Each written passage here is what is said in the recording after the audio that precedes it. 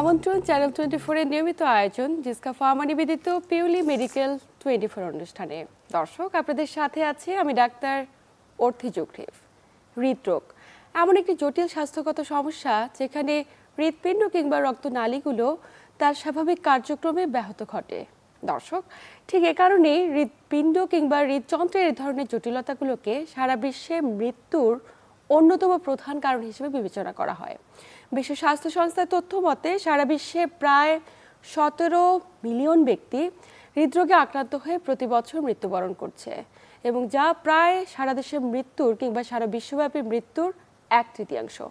তবে কি কারণে এত ব্যক্তি মৃত্যুবরণ করছে কিংবা এত ব্যক্তি আক্রান্ত হচ্ছে, আমরা কি করে এটিকে নিয়ন্ত্রণে রাখতে পারি?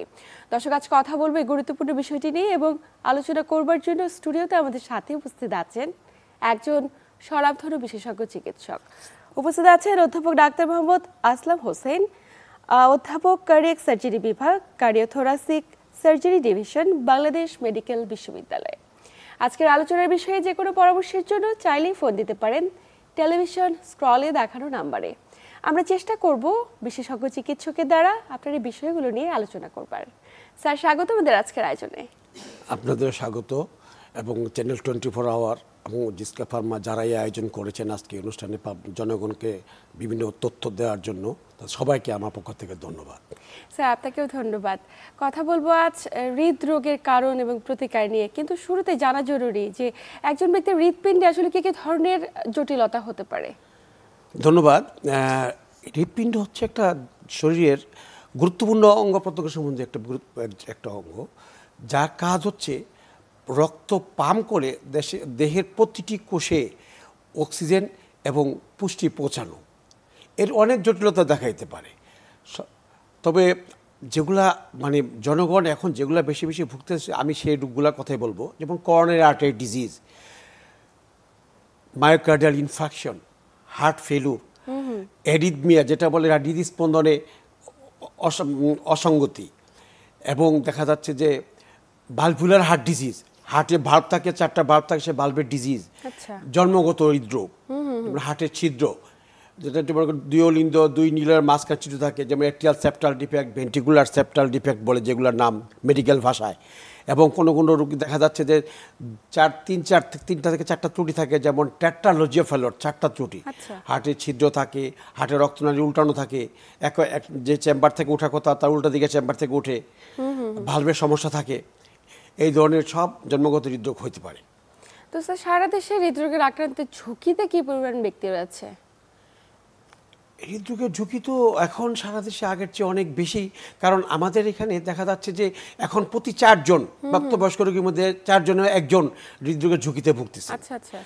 গত বছর দেখা যায় একটা পরিসংখ্যানে দেখা গেছে যে প্রতি বছর আমাদের এখানে হৃদরোগের জন্য মারা যায় প্রায় 1 লক্ষ লোক সারা বাংলাদেশে। অনেক বড় একটা পরিসংখ্যান, ভয়ঙ্কর একটা। স্যার, এত ব্যক্তি যে মারা যাচ্ছে বা আক্রান্ত হচ্ছে প্রতি বছর বাড়ছে, আমরা যেমন এবং প্রতি বছরই আস্তে আস্তে বেড়ে যায় সংখ্যা। এর আগে ছিল 75, 1 লাখ, এখন আমার কাছে মনে হচ্ছে এই বছর আরো পরিসংখ্যান ঠিক মতো নিলে দেখা যায় 1,25,000 বেড়েই যাচ্ছে। কিন্তু কি কারণে এত বেশি বাড়ছে? অ্যাকচুয়ালি হৃদরোগের ঝুঁকিটা বাড়ার কারণ তো অনেকগুলা কারণ, এর মধ্যে অন্যতম কারণগুলো আমি বলি আপনার জনগণ যেগুলা মানে আমরা কন্ট্রোল করতে পারি সেই কারণগুলি বলবো। যেমন আমাদের আগে যে মানুষের যে বেশিরভাগ মানুষের ডায়াবেটিস থাকে, হাইপারটেনশন বা উচ্চ রক্তচাপ, এগুলা ঠিকমতো কন্ট্রোল করতেছে না। ডায়াবেটিসে ঠিকমতো কন্ট্রোল করে, উচ্চ রক্তচাপ যদি কন্ট্রোল করে তাহলে এই সমস্যাটাকে কিছুটা দমিয়ে রাখা যায় এবং অনেক ধীরে গতিতে করোনারি হৃদরোগ হওয়ার সম্ভাবনা। আরও অনেক সমস্যা মধ্যে মানুষের দেখা যাচ্ছে খাবারের সমস্যা। কি খাবার? তার চর্বিযুক্ত খাবার বেশি খাচ্ছেন, অথচ ফল, শাকসবজি, ফলমূল এগুলো খুব কম খাচ্ছেন, কায়িক পরিশ্রম করতেছেন না, অথচ মানসিক চাপ দিনের পর দিন বেড়ে যাচ্ছে। কম্পিটিশন, কে কত তাড়াতাড়ি উঠে যাবে, কে কিভাবে বড় হবে, সেই কম্পিটিশনের মানসিক চাপ, কম ঘুম, কম নিদ্রা, এগুলো সবই আমাদের হৃদরোগের ঝুঁকি বাড়ার কারণ। একদমই, মানে এই যে স্যার আমাদের সেডেন্টারি লাইফস্টাইল, অনেক বেশি আমরা ডিপ্রেস থাকি বা অতিরিক্ত স্ট্রেস নিয়ে কাজ করছি, এটি আমাদের শরীরে হৃদরোগের অন্যতম কারণ হিসেবে বিবেচিত। হ্যাঁ, এটা অন্যতম কারণ। স্যার, আক্রান্তের ঝুঁকি থেকে যে কোনো ব্যক্তি রয়েছে, আমরা যে কারণগুলো বললাম এগুলোর বাইরে বংশগত ঝুঁকি কতটুকু বা কারা ঝুঁকিতে রয়েছে? ঝুঁকিতে যারা রয়েছে তারা যাদের প্রেশার কন্ট্রোল নেই, যাদের ডায়াবেটিস কন্ট্রোল নেই, যাদের ফ্যামিলি হিস্ট্রি আছে, যে ফ্যামিলি হিস্ট্রি তাদের হৃদরোগ আছে, করোনারি হার্ট ডিজিজ যাদের আছে তারা এই ঝুঁকিতে আছে। যারা মনে করেন ওজন কমাতে পারে না, হ্যাঁ, বেশি স্থূল, তারপর দেখা যাচ্ছে যা কায়িক পরিশ্রম কম করেন না, অন্তত সপ্তাহে কমপক্ষে 5 দিন থেকে 6 দিন হলেও 30 মিনিট স্পিডে হাঁটা ব্যাপারটি যাদের নাই, এবং দেখা যাচ্ছে যারা সিডেন্টারি ওয়ার্কার, বসে বসে কাজ করেন, আবার মানসিক যন্ত্র যাদের বেশি, যারা খুব ঘুম কম হয়, খুব মানসিক চাপে আছেন, এদের ঝুঁকির ভিতর আছে। আচ্ছা আচ্ছা, তার মানে স্যার কেউ যদি কায়িক পরিশ্রম করে কিন্তু শারীরিক পরিশ্রম হচ্ছে না, তার মানসিক পরিশ্রম হচ্ছে, দুটোর কারণেই হৃদরোগে আওতাভুক্ত হতে পারে। মানসিক চাপ বেশি থাকা, কায়িক পরিশ্রম কম করা, মানে শারীরিক পরিশ্রম কম, শারীরিক কসরত কম, সে ব্যায়াম করতে সুযোগ পান না, হ্যাঁ, চলাফেরা করে, সিডেন্টারি ওয়ার্কার, কিন্তু মানসিক চাপ বেশি, এরা ঝুঁকিতে বেশি, একদমই প্রেশার কন্ট্রোল করতে পারতেছে না। নিশ্চয়ই। স্যার, এই ক্ষেত্রে আমি একটু জানতে চাবো আপনার কাছে যে আমরা তো বলছিলাম উচ্চ রক্তচাপ এবং ডায়াবেটিস, দুটো যদি নিয়ন্ত্রণে না থাকে তাদের ক্ষেত্রে হৃদরোগ হতে পারে। কিন্তু কেউ দীর্ঘদিন উচ্চ রক্তচাপে আক্রান্ত, কিন্তু তিনি ওষুধ খাচ্ছেন, মাঝে মাঝে নিজের ইচ্ছা মতো ওষুধ বন্ধ রাখছেন। এটি কিন্তু আমাদের স্বাভাবিক জীবনযাপনের খুব প্রচলিত একটি চিত্র। আপনি স্যার বিষয়টাকে কিভাবে দেখছেন? তাদের ঝুঁকি কতটুকু? হ্যাঁ, এটা আপনি একবার রাইট কথা বলেছেন। অনেক আমরা বা যে সমস্ত রুগী, যে মনে করেন আমরা যেগুলোর হার্ট ডিজিজ থাকে বা কোনো বাইপাস সার্জারি করে দিয়েছি, তাদেরকে আমরা উপদেশ দেওয়ার সময় সবসময় বলি যে আপনারা ওষুধ কিন্তু চালিয়ে যাবেন। আপনার এইটা যেমন বাইপাস সার্জারি, আমি তাদেরকে ভালো করে বুঝিয়ে বলি ছুটির সময় যে দেখেন, বাইপাস সার্জারি হচ্ছে একটা, আপনার জ্বর আসলে প্যারাসিটামল খায়, প্যারাসিটামল খায় জ্বর আপাতত কমে যায়, কিন্তু জ্বরের যে কারণ সে চিকিৎসা যেমন হইল না, বাইপাস সার্জারি এরকম। আপনি ঢাকা থেকে রাজশাহী যাবেন, রাস্তা বন্ধ, মেইন রোডটা বন্ধ, আমি একটা বিকল্প রাস্তা তৈরি করে দিলাম, বাইপাস রুট, এটা হচ্ছে বাইপাস সার্জারি। আসল জায়গাটা কিন্তু আপনার রয়ে গেছে। এখন সব জায়গায় আমরা কিন্তু ওই যে জমাট বাঁধা চাকা, যেটা বলে অ্যাথ্রোমা, ওইটা বের করি না, অনেক সময় বের করতে পারি না, রোগীর অনেক সময় ক্ষতি হতে পারে, সেই জায়গায় আমরা বাইপাস সার্জারি মানে বিকল্প রাস্তা তৈরি করে দিই। তো এইটা তো অরিজিনাল রোগ সারার কোনো চিকিৎসা না, আপনাকে একটা বিকল্প রুট তৈরি করে দেওয়া হয়েছে, কিন্তু আপনার যে অরিজিনাল রোগ, সেই রোগের চিকিৎসার জন্য আপনার চর্বি কমাতে হবে, প্রেশার কন্ট্রোল করতে হবে, ডায়াবেটিস কন্ট্রোল করতে হবে, এবং রক্ত পাতলা করে ওষুধ খেতে হবে। আচ্ছা আচ্ছা, চর্বিযুক্ত খাবার পরিহার করে এবং চর্বি কমানোর ওষুধ সবসময় খেতে হবে। এই যে ওষুধ সবসময় খেতে হবে, এই কথাগুলো রোগীরা বুঝে না, তারা স্মোকিং করতে থাকে, বাসায় গিয়ে আবার দেখা যায় এখন বুকে ব্যথা নাই, আবার যার যা অভ্যাস, যে আমরা লাইফস্টাইল যে মডিফিকেশন করতে বলি সেটাও করে না। লাইফস্টাইল মডিফিকেশন উপায় বলে দেয় যে আপনি তো আগে এরকম খেতেন, এখন এই খাওয়া যাবে না, এখন শাকসবজি খাবেন, ফলমূল বেশি খাবেন, তারপর চর্বিযুক্ত খাবার পরিহার করবেন, আপনি এইভাবে খাবেন, সকালবেলা নাস্তা এরকম করবেন, বিকালবেলা এরকম করবেন, রাত্রে এরকম করবেন, সব বলে দেওয়া হয়। এবং এই ওষুধ খেতে হবে আপনাকে আপনার পরবর্তীতে আর ব্লক নেওয়ার জন্য। রক্তনালী তো অনেক বুঝিয়ে বলি, রক্তনালী তো যে দুইটা ব্লক করছি, বাইপাস করছি, রক্তনালী তো হার্টের 3টা মেইন, কিন্তু এর সাথে শাখা প্রশাখা অনেক আছে। যদি আপনি ওষুধ না খান তাহলে এইগুলো আবার ব্লক হয়ে যেতে পারে, তখন ব্লক হয়ে গেলে আবার কিন্তু আপনার বাইপাস সার্জারি লাগবে। সুতরাং আপনাকে লাইফ লং কিছু ওষুধ খেতেই হবে, এটা আমরা বুঝিয়ে বলি, কিন্তু তারপর সমস্যা নেই। স্যার, এই তথ্যগুলো নিয়ে আমরা বিস্তারিত আলোচনা করব, কিন্তু স্যার একটু জানতে চাই যে আমার হৃৎপিণ্ডে কোনো জটিলতা হলো কিনা, আমার বুকে ব্যথা তো আমরা জানি হৃদরোগের অন্যতম উপসর্গ, কিন্তু অ্যাসিডিটির কারণেও তো বুকে ব্যথা হয়, তাহলে কোনটি গ্যাসের কারণে ব্যথা আর কোনটি হৃদরোগের কারণে ব্যথা? অনেক ধন্যবাদ, আপনার একটা গুরুত্বপূর্ণ একটা প্রশ্ন, যে ব্যথা অ্যাসিডিটির না হার্টের কারণে ব্যথা, এটা অনেক সময় বোঝা মুশকিল হয়ে যায়। সেই জন্য আমরা মানে কিছু সিস্টেম তো আছেই, কিছু মানে আমাদের রুলসের ভিতর আছে, এগুলি যদি মানুষ জানতে পারে তাহলে কিছু আইডেন্টিফাই করতে পারে। যেমন অ্যাসিডিটি ব্যথা যদি হয়, সেটা বুকের মাঝখানে ব্যথা হতে পারে, গলা পর্যন্ত জ্বালা পোড়া ব্যথা, এবং তার একটা আগে একটা হিস্ট্রি থাকবে, সে অ্যাসিডিটি আছে, এবং সে দেখা যাচ্ছে অ্যান্টাসিড খেলে ভালো হয়ে যায়, বা যাতে প্রোটন পাম্প ইনহিবিটর কিছু ওষুধ, এখন পাবলিক সব ওষুধের নাম জানে, হ্যাঁ, যে প্যান্টোপ্রাজল ওষুধের নাম অনেকেই জানে, যে ওষুধ প্যান্টোনিস খায় বা অন্য ধরনের ওষুধ খায়, এরকম খাইলে ওষুধ ব্যথা কমে যায়। কিন্তু হার্টের যে ব্যথাটা হবে, বুকের মাঝখানে প্রচণ্ড চাপ থাকবে এবং মনে হবে যে পাথর বসিয়ে রেখেছে, সেই ব্যথাটা গলাতে যাবে, চোয়ালে আসতে পারে, ঘাড়ে আসে, বাম হাতে চলে যায়, এটা কিন্তু অ্যাসিডিটি ব্যথাতে হয় না। এটা মানুষ, এটা যদি আইডেন্টিফাই করা যায়, তারপরে ওই ব্যথাটা অ্যান্টাসিড খেলে কমবে না, বা গ্যাসের ট্যাবলেট খেলে কমবে না, প্রচলিত যে সমস্ত গ্যাসের ওষুধ পাওয়া যায়, গ্যাস কমানোর ওষুধ, সেগুলো থেকে প্রেশার কমবে না। উপরন্তু রুগীর মানে আস্তে আস্তে প্রেশার, রুগীর ঘাম হবে, প্রচণ্ড ঘাম হবে, তারপর রুগী মনে করবো যে অবসাদগ্রস্ত হয়ে যাবে, মনে করবো যে মরে যাচ্ছি, এরকম একটা ব্যথা অনুভব করতে পারে।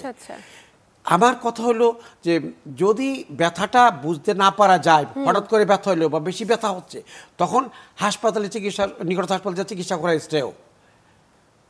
খুবই গুরুত্বপূর্ণ একটি তথ্য। বেটার সেফ দেন আনসেফ। আমরা সেভ করলাম, যে লাইফকে সেভ করলাম, অবহেলা করলাম না। বেটার লেট দেন নেভার, যেমন কথা আছে, এরকম এই চিকিৎসাটা অবশ্য নিতে হবে, যেতে হবে। কিন্তু আমাদের দেশে দেখা যায় অ্যাসিডিটি ভাবছে, কনস্টিপেশনের কারণে দেখা যাচ্ছে বুকে ব্যথা হচ্ছে, এটি ভেবে অনেকেই সঠিক টাইমে চিকিৎসকের কাছে যায় না। এবং স্যার আমরা যে কোনো জটিলতা হলে ধরেই নিই হার্ট অ্যাটাক করেছে, এবং হার্ট অ্যাটাক মানে তাৎক্ষণিক মৃত্যু, এই একটি ধারণা আমাদের মাঝে রয়েছে।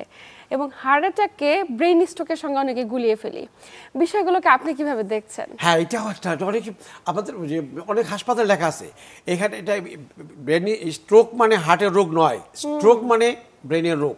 এ কথা হাসপাতালে সাইনবোর্ডে অনেক হাসপাতাল জরুরি বিভাগে লেখা আছে। কিন্তু আমাদের দেশে আমার আসল কথা কি, আমাদের যে জেলা পর্যায়ে, থানা পর্যায়ে, ইউনিয়ন পর্যায়ে যে প্রচার, সামগ্রিক প্রচারটা আরো তুলনামূলকভাবে একটু কম, আরো বাড়াতে হবে। তাহলে মানুষ বুঝতে পারবে যে ব্রেনের রোগটা হলে স্ট্রোক, আর হার্টে যেটা স্ট্রোক না, এটা হচ্ছে হার্ট অ্যাটাক, যেটা হচ্ছে বুকে ব্যথা হবে, ব্রেন স্ট্রোকে মানুষের প্যারালাইসিস, প্যারাপ্লেজিয়া, হাত পা অবসাদগ্রস্ত হয়ে যাবে, হ্যাঁ এরকম আর কি। মানুষকে বোঝাতে হবে জিনিসটা এবং জানাতে হবে, তাইলে মানুষ বুঝতে পারবে। এবং স্যার যখন এই ধরনের সমস্যা নিয়ে যায়, যেমন হার্ট অ্যাটাক হয়েছে, হার্ট অ্যাটাক হবার কি বিশেষ কোনো উপসর্গ রয়েছে, নাকি আমরা যেটা শুনলাম নর্মাল হার্টের হৃদরোগে যে কোনো জটিলতা একই রকম? না, হার্ট অ্যাটাক হলে, যখন হার্ট অ্যাটাক হবে, হার্ট অ্যাটাকটা এরকম মায়োকার্ড ইনফাকশন, সেখানে রোগীর যে ব্যথাটা অনুভব করবে, সেই ব্যথা সে মনে করবে আমার জীবনে এরকম ব্যথা হয়নি। তার বুকের মাঝখানে প্রচণ্ড ব্যথা, মনে হবে যে এরকম ব্যথা কেউ চাপ দিয়ে ধরে আছে, অথবা মানে এক মন কেজি পাথর বসিয়ে রেখেছে, সেই ব্যথা তার মানে ব্যথা দিয়ে সে আস্তে আস্তে ব্যথা থেকে বুকের থেকে চলে আসবে চোয়ালে থেকে ঘাড়ে, ঘাড় থেকে বাম হাতে চলে আসবে, প্রচণ্ড ঘাম হবে এবং হাত পা ঠান্ডা হয়ে যাবে।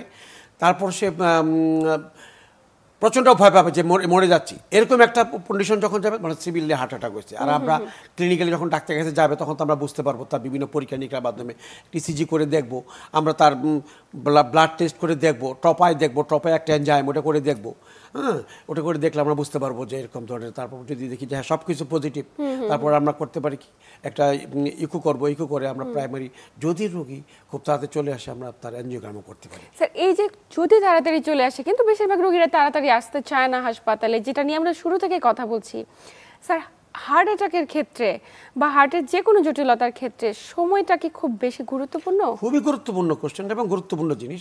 কারণ যদি কারো হার্ট অ্যাটাক হয়, সে যদি 90 মিনিট হলো গোল্ডেন আওয়ার, এই গোল্ডেন আওয়ারের ভিতরে যদি সে আসতে পারে হাসপাতালে, তার প্রায় প্রথমেই primary PCI, that is primary, মানে তার আসলে পরে তার একটা এনজিওগ্রাম, হার্ট অ্যাটাকের পূর্ণ চিত্র যখন কনফার্ম করা হয়, তাহলে তখন তাকে প্রাইমারি পিসিআই করা হয়। পিসিআই মানে আমরা এনজিওগ্রাম করব, এনজিওগ্রাম করে তার ইন্টারভেনশন করো, স্ট্যান্টিং বেলুন করে তার যে রক্ত প্রবাহে যে জটিলতা সৃষ্টি হয়েছে, বাধা, সেটা বাধা দূর করে দেওয়া যায়। এটাকে বলে প্রাইমারি পিসিআই। এবং এটা যদি 90 মিনিটের মধ্যে আসে, it is golden hour, cute. 6 ঘন্টার মধ্যে এখন আসলেও সেটাও করা যায়। 6 ঘন্টার মধ্যে যদি হার্ট অ্যাটাকের মধ্যে হাসপাতালে পৌঁছতে পারে, সেখানেও পিসিআই করে রোগীর এটা মানে জটিলতা দূর করা যায়।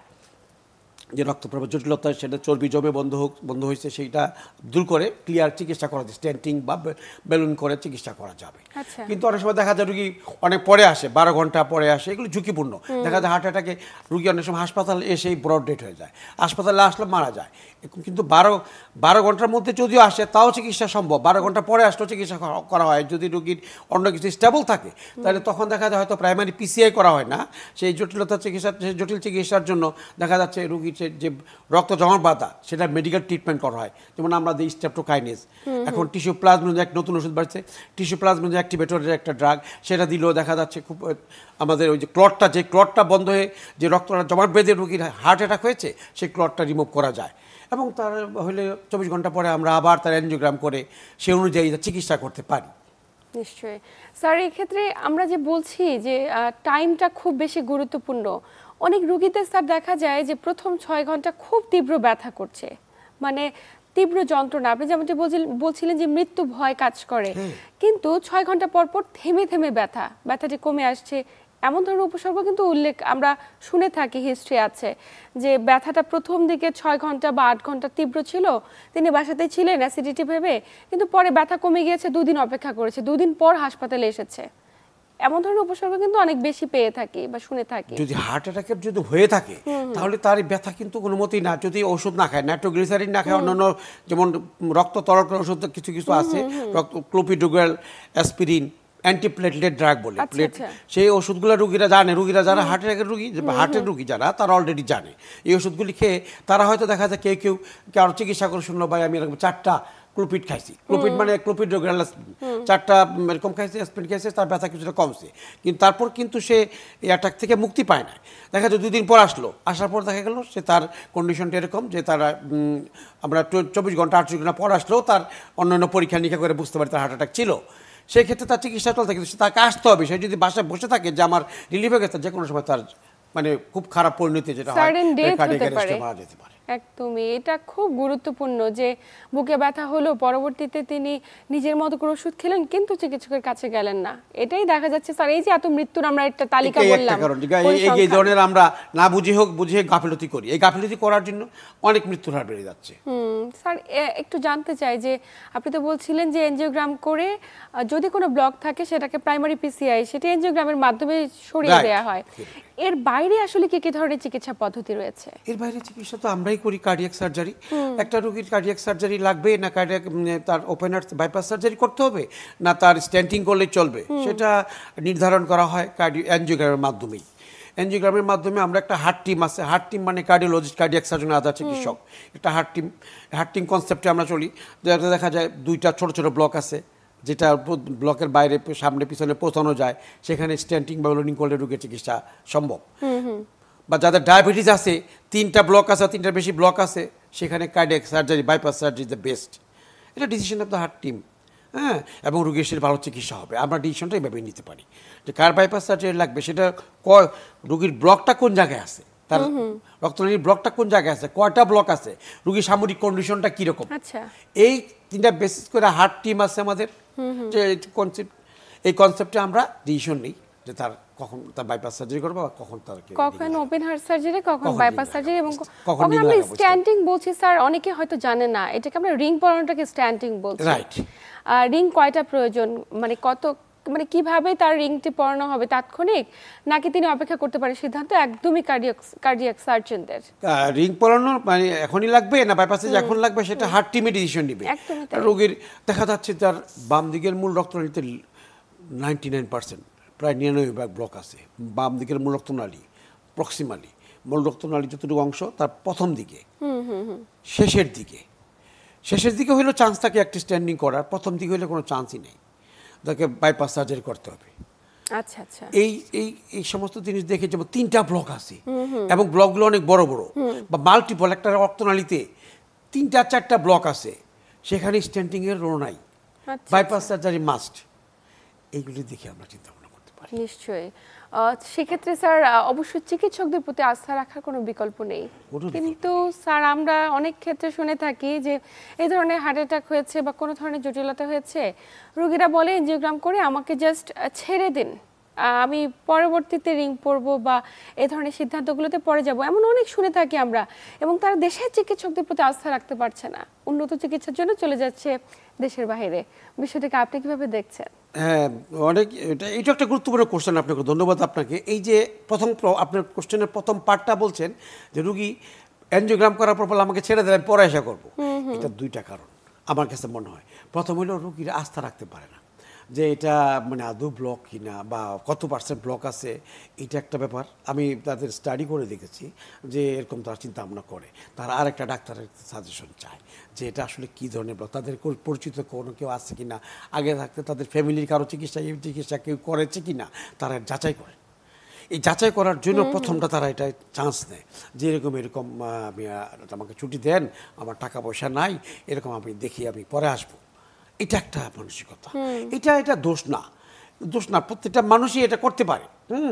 যদি তার চিকিৎসাটা যদি গুরুত্বপূর্ণ না হয় সেই মুহূর্তে, যেন আমার এখনই করা লাগবে, আমি যদি তাকে কনভিন্স করতে পারি যে এটা এখনই লাগবে, তাহলে সে যদি কনভিন্স না হয়, এটা আমার পক্ষ থেকে আর কিছু করার নেই, ডাক্তারের পক্ষ থেকে আর কিছু করার নেই। আমি তাকে বুঝিয়েছি, কনসেন্ট নিয়েছি যে আপনি এটা সমস্যা হলে পরে কিন্তু আমরা দায়ী নই, তারপর তারা আসে চলে যেতে পারে, তার রাইট আছে চিকিৎসা। সে অপারেশন টেবিল থেকে উঠে যেতে পারে যে আমি আপনার কাছে অপারেশন করবো না, তার এভরি রাইট, হিউম্যান বিং কিছু রাইট আছে। হ্যাঁ, এখন আপনি দ্বিতীয় কথাটা বলছেন যে মানুষ অন্য দেশে চলে যাচ্ছে কেন, এটা একটা মানসিকতা কীরকম। মনে করেন আমি জানি যে দিল্লির মানুষ বোম্বে থেকে অপারেশন করে, বোম্বের মানুষ দিল্লিতে গিয়ে ভর্তি হয়ে যাচ্ছে। মানুষের একটা কথা, আমি যে জায়গায় আছি সে জায়গায় ভালো না, আমি আরেক জায়গায় যেতে চাই, এটা একটা মানসিকতা কাজ করে। আরেকটা মানসিকতা কাজ করে যে বাংলাদেশে এই চিকিৎসা ব্যবস্থা, আমরা যারা চিকিৎসা বিভিন্ন হাসপাতালে করতেছি, আমরা বাংলাদেশ মেডিকেল ইউনিভার্সিটি, জাতীয় হৃদরোগ হাসপাতাল, আমাদের হার্ট ফাউন্ডেশন, সরকারি সিএমএইচ, এটা আমরা যারা স্ট্যান্ডার্ড লেভেলে এখন বাংলাদেশ সরকারের চিকিৎসা করতেছি, এই চিকিৎসা ব্যবস্থা আমাদের স্ট্যান্ডার্ড চিকিৎসা ঠিক আছে, কিন্তু আমাদের রোগীর লোড দিয়ে আমরা রোগীদের ডিলিংসটা ভালো করতে পারি না। একদমই এই ডিলিংসটা ভালো না করতে পারলে রোগীরা সন্তুষ্ট হয় না। আমি চিকিৎসা করছি ঠিকই আছে, কিন্তু একটা বিরাট বড় পার্ট হলো রোগীর সাথে তাদের যোগাযোগ রাখা এবং তাদের লোকদের সাথে বুঝিয়ে কথা বলা এবং সুন্দরভাবে কথা বলা। আমাদের এই সমস্যাটা আছে।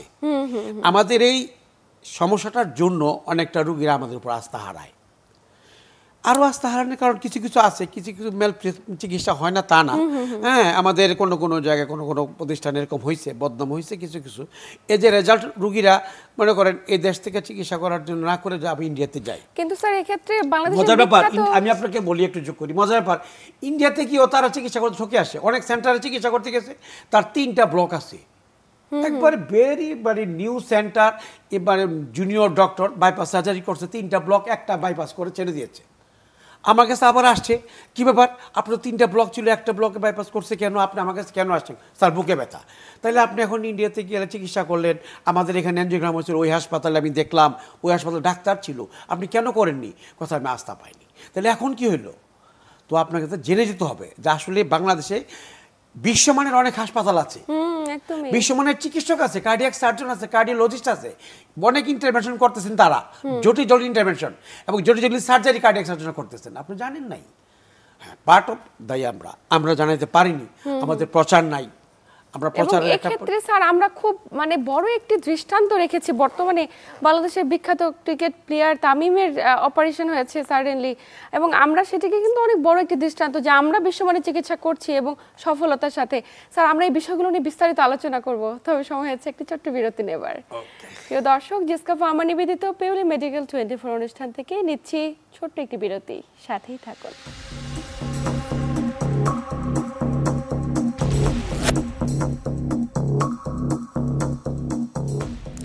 দর্শক, বিরতির পর অবশ্যই সবাইকে স্বাগত জানাচ্ছি জিসকা ফার্মা নিবেদিত পিউলি মেডিকেল 24 অনুষ্ঠানে। সাথে আছি আমি ডাক্তার অর্থি জুকরিফ, আমার সাথে আছেন একজন বিশেষজ্ঞ চিকিৎসক। স্যার বিরতির পর আবার স্বাগত আমাদের আজকের আয়োজনে। আচ্ছা, বিরতির আগে কথা বলছিলাম যে হার্ট অ্যাটাক হলে চিকিৎসা পদ্ধতির সুবিধাগুলো কি কি। আপনি স্যার বলছিলেন যে open heart surgery, bypass surgery এবং রিং পরানো বা স্ট্যান্টিং, এই 3 ধরনের চিকিৎসা পদ্ধতি রয়েছে। স্যার একটু জানতে চাই যে বাইপাস সার্জারি আসলে কি, এটি কিভাবে করা হয়ে থাকে?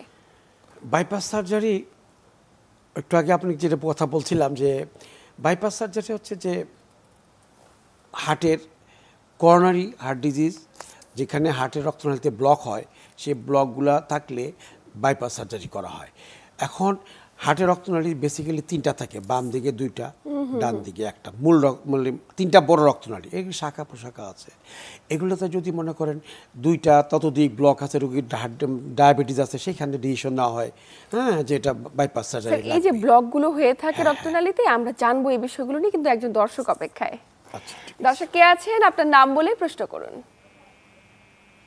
আসসালামু আলাইকুম। ওয়ালাইকুম আসসালাম। দর্শক আমরা শুনছি আপনাকে। আমি রবিউল আলম বলছিলাম বগুড়া থেকে। জি, আমরা শুনছি। আমি গত সোমবারের দিন হার্ট অ্যাটাক হয়েছিল, আমি হাসপাতালে ভর্তি ছিলাম। আমি গতকালকে রিলিজ নিয়ে আসছি। এখন আমার ব্যথা অনুভব নাই, কিন্তু আমি এখন করণীয় কি করতে পারি? যে ওষুধগুলো দিচ্ছি সেগুলো নিয়মিত কন্টিনিউ করতেছি আর কি। আপনি কি এনজিওগ্রাম করেছিলেন? হার্ট জি অ্যাটাক জি হয়েছে? জি জি এনজিওগ্রাম করার পরে তাৎক্ষণিক আপনাকে কোনো কিছু বলা হয়েছিল? যে উনি যে ডাক্তার ছিল উনি বলছে যে আপনার অ্যাটাক হচ্ছে। জি। আপনার বয়স কত? ডায়াবেটিস কিংবা আমার উচ্চ রক্তচাপ আছে কিনা? জি আমার বয়স 42, আমার উচ্চ রক্তচাপ এবং ডায়াবেটিস দুটোই আছে। দুটোই আছে। স্যার কিছু কি জানতে হ্যাঁ চান? রবিউল আলম সাহেব, আপনার যে ডায়াবেটিস এবং উচ্চ রক্তচাপ আছে, আপনার অ্যানজিওগ্রাম কি হাসপাতাল হয়েছিল হার্ট অ্যাটাকের পরে?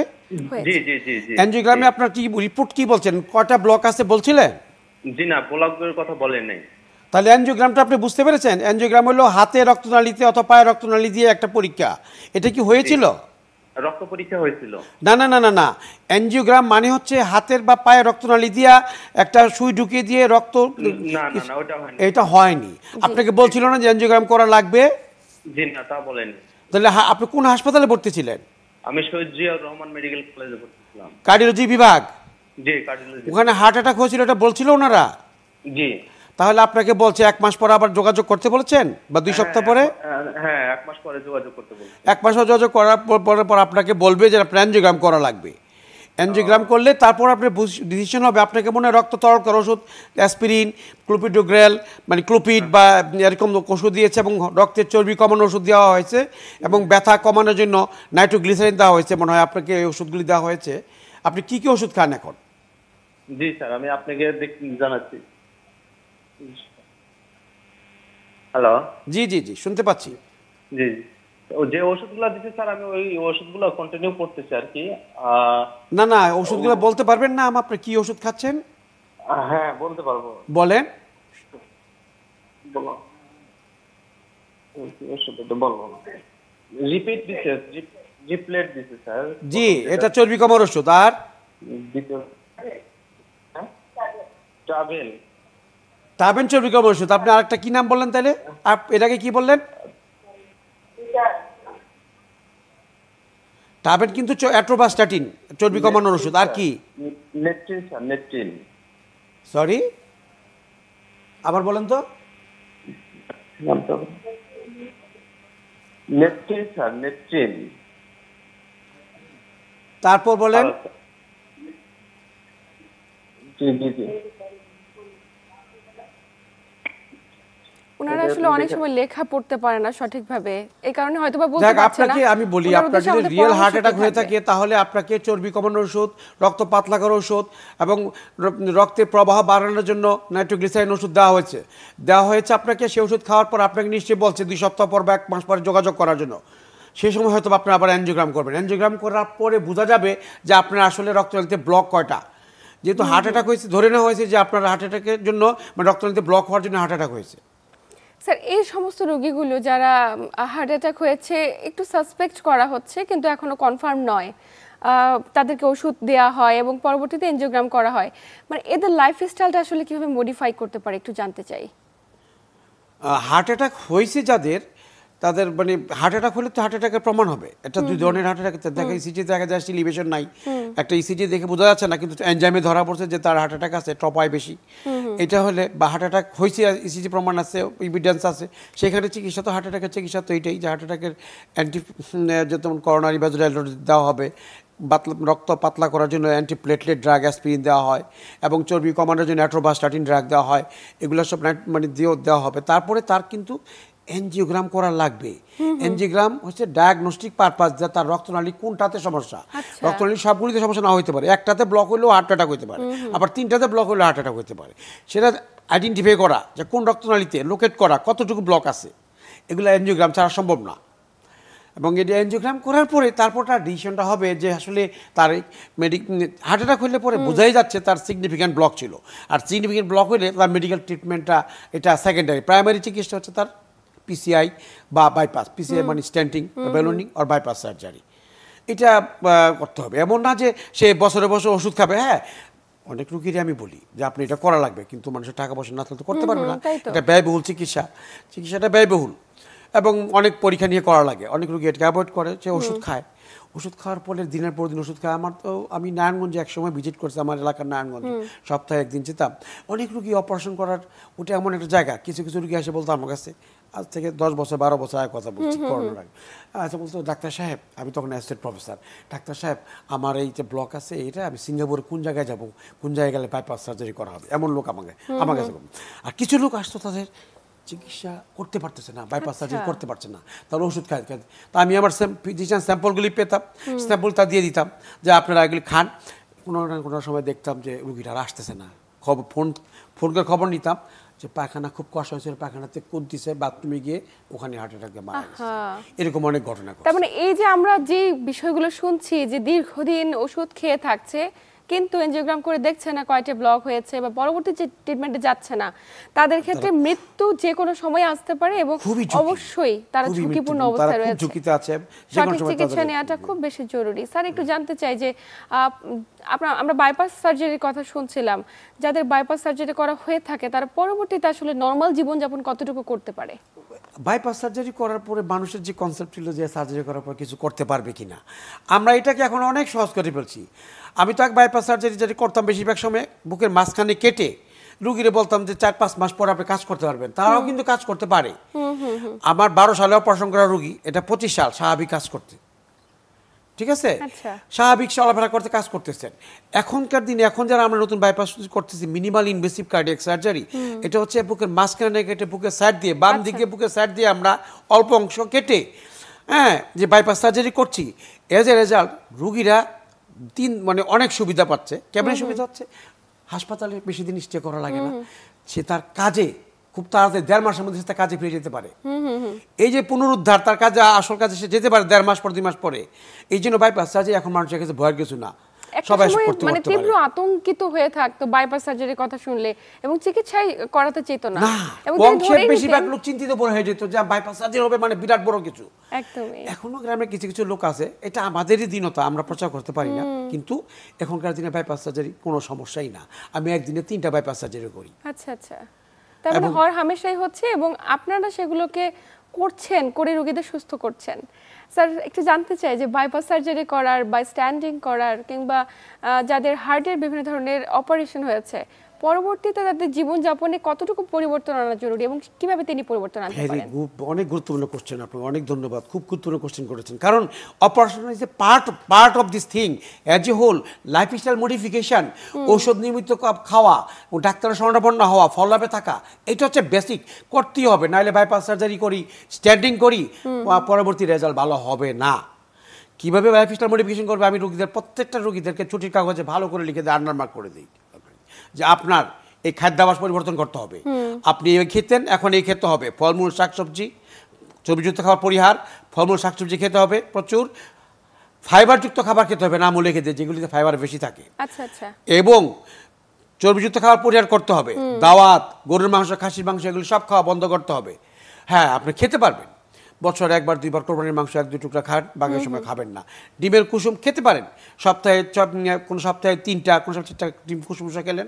আপনি কুসুম ছাড়া ডিম ডেলি 2টা-3টা খেতে পারেন। এগুলো আমি খাদ্যাভ্যাসের কথা বলে দিই। লাইফস্টাইল, আপনি স্মোকার ছিলেন, স্মোকিং আমি অপারেশন আগে থেকে বন্ধ করাই। আপনি অপারেশনের আগে 1 মাস আগে বন্ধ করেন, নাহলে অপারেশন হবে না। রুগীরা বলে যে আমি অনেক সময় 2-একটা মিথ্যা কথা বলে যে হ্যাঁ, বলে 2-একজন যে আমরা বন্ধ করছি, তার ওয়াইফ বলছে না বন্ধ করে নাই। দেখেন, আপনি বন্ধ না করেন, অপারেশন করা তো আমার জন্য কোনো ব্যাপার না, এটা আমার স্বাভাবিক। আমি যে বাইপাস সার্জারি করবো, এনেস্থেসিয়া ডাক্তার অজ্ঞান করে দিবে, আমি বাইপাস করে ফেলবো। কিন্তু হাসপাতাল থেকে রিকভারি করে বাড়িতে যাওয়া, it will be tough for you, খুব কঠিন কাজ। সুতরাং আপনাকে এটা পরিহার করতে হইব। আমি আপনাকে এক্সারসাইজ দিলাম, ফুসফুসের ব্যায়াম দিলাম, এই ব্যায়াম করেন 2 দিন, ব্যায়াম করে যদি পারেন আমার স্যাটিসফ্যাকশন অর্জন করতে পারেন, তাহলে আপনি অপারেশন করবো। এভাবে মেনে তার প্রথম অপারেশনটা করি। তারপর বলে দিই যে কোন স্মোকিং সারা জীবনকার জন্য নিষেধ, হারাম হারাম হারাম, আপনি স্মোকিং করতে পারবেন না, এটা বলে দেওয়া হয়। আপনি এই কাজ করতেন, আপনি আগে ব্যায়াম করতেন না, 1.5 মাস পর থেকে আমি বলি রেগুলার হাঁটবেন, আধা ঘন্টা করে হাঁটতে হবে, স্পিডে হাঁটতে হবে। আপনি রক্ত চলাচল না বাড়ালে আপনার হার্টের বাইপাস ঠিক থাকবে না, সেটার জন্য আপনাকে এটা মেনটেন করতে হবে। তারপর আপনার ওজন বাড়ানো চলবে না, ওজন বাড়ানো চলবে না। আপনাকে কায়িক পরিশ্রম করতে হবে, মানসিক চাপ কমাতে হবে, নিশ্চয়ই ডায়াবেটিসটা স্ট্রিক্টলি কন্ট্রোল করতে হবে, প্রেশার স্ট্রিক্টলি কন্ট্রোল করতে হবে, তার মানে এই প্রত্যেকটি বিষয়কে নিয়ন্ত্রণ করাটা অত্যন্ত জরুরি স্যার। এবং এগুলো নিয়মিত ওষুধ খেলেই সম্ভব, ওষুধ খেতে হবে। নিশ্চয়ই ওষুধটা কন্টিনিউ করাটা অনেক বেশি জরুরি। অনেকে ধরে নেন যে আমরা যেহেতু অপারেশন হয়েছে আর হয়তো ওষুধ কন্টিনিউ করার প্রয়োজন নেই, এই ধারণা থেকে বেরিয়ে আসার কোনো বিকল্প কিছু নেই। কোনো বিকল্প নেই। আপনাকে আন্তরিক ধন্যবাদ গুরুত্বপূর্ণ তথ্য এবং পরামর্শের মাধ্যমে দর্শকদের উপকৃত করবার জন্য। আপনাকেও ধন্যবাদ। এবং আমরা কি শেষ পর্যায়ে? একদমই। আমরা চ্যানেল 24 সমস্ত কলাকুশলী যারা এই সকালবেলা এই প্রোগ্রাম করার জন্য খুব তাদের প্রিয় ঘুমকে ছেড়ে আমার এই অনুষ্ঠানটা করেছেন, আমাকে আপনারা ইনভাইট করেছেন, এবং জিসকা ফার্মা এটা প্যাট্রোনাইজ করছে অনুষ্ঠানের জন্য, সবাইকে আমার পক্ষ থেকে অশেষ ধন্যবাদ। এবং দর্শক যদি উপকৃত হয়ে থাকে, দর্শকদের আমি কতটুকু উপকৃত হয়ে দর্শক করতে হবে জানি না, কিন্তু দর্শকরা যদি মনোযোগ কথাগুলো শুনেন তাদের জীবনে অনেক উপকার আসবে। ধন্যবাদ সকলকে। স্যার আপনাকে আন্তরিক ধন্যবাদ। প্রিয় দর্শক, জীবনযাপন পদ্ধতিতে পরিবর্তন এবং হৃদরোগে আক্রান্তের ঝুঁকিকে অনেকাংশে কমিয়ে আনতে পারে। আসুন আমরা একটুখানি হলেও নিজেদের জীবনযাপন পদ্ধতিতে পরিবর্তন আনি খাদ্যাভ্যাসে, এবং আমাদের বিশেষজ্ঞ চিকিৎসকের দেওয়া পরামর্শগুলো যেমনভাবে তিনি বলছিলেন, স্মোকিং অ্যাভয়েড এবং সেই সাথে নিয়মিত শারীরিক পরিশ্রম, দিনে অন্তত 30 মিনিট একবার হলেও হাঁটুন। এতে করে আপনার হৃদরোগে আক্রান্তের ঝুঁকিকে অনেকাংশেই কমিয়ে আনা সম্ভব। এতক্ষণ সাথে থাকার জন্য সবাইকে আন্তরিক ধন্যবাদ। সবাই ভালো থাকুন, সুস্থ থাকুন এবং চ্যানেল 24 এর সাথেই থাকুন।